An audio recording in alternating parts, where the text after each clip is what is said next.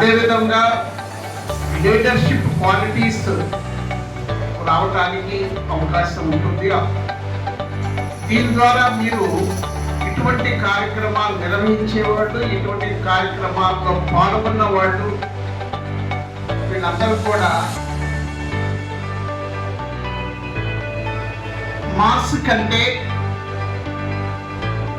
Next class టీచింగ్తో పాటు ఇటువంటి ఉన్నప్పుడు మీరు ఖచ్చితంగా టీచర్లో మంచి పొజిషన్లో సెట్ అవ్వడానికి అవకాశం ఉంటుందని సందర్భంగా తెలియజేస్తున్నాను.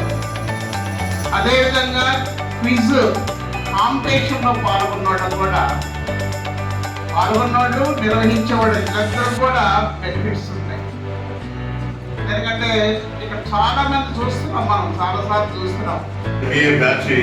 ఫస్ట్ బ్యాచ్ వాళ్ళు వీళ్ళందరికీ కండక్ట్ చేసి ఒక మంచి ప్రోగ్రామ్ని కాలేజీలో మొదలుపెట్టారు. ఈ ప్రోగ్రామ్ ఆర్గనైజ్ చేసిన మొత్తంగా భావని మేడము ఈ ప్రోగ్రాం గురించి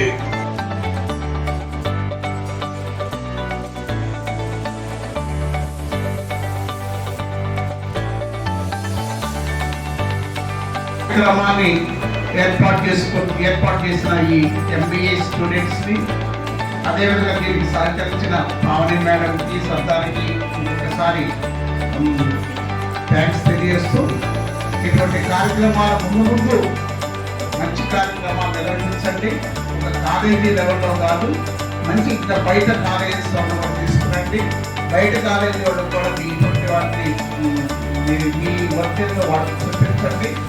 చూపించినంత దానికి మీకు ఏదైతే సహాయం కావాలో ఆ సహాయ సహకారాలను కూడా మా కాలేజీ మేనేజ్మెంట్ నుంచి మీకు ఎప్పటికప్పుడు అందుతాయని తెలియజేస్తూ మిమ్మల్ని మరొకసారి అభినందిస్తూ సెలవు.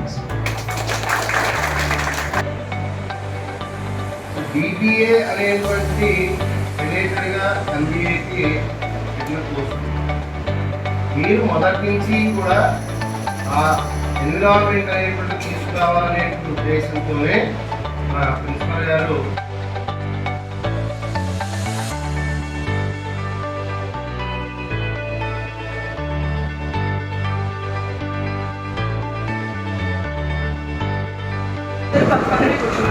సెకండ్ రౌండ్ వచ్చేటప్పటికి అండ్ ఫైనల్ రౌండ్ వచ్చేటప్పటికి మనకి పార్టిసిపెంట్స్ ఎవరైతే ఉన్నారో 4 గ్రూప్స్ వాళ్ళు ఫైనలైజ్ అవుతారు. సో ఫస్ట్ గ్రూప్ నుంచి మనం రిటైన్ చేసుకుంటూ వస్తాము.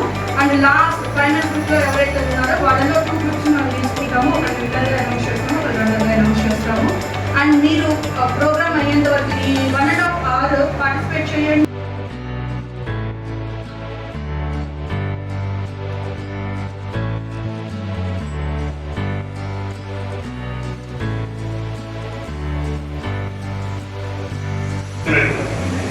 మనం పార్టిసిపేట్ చేయకపోతే మనం దేనికి ఉపయోగపడం. కాబట్టి విన్నరు రన్నర్ అనేది కామన్ అని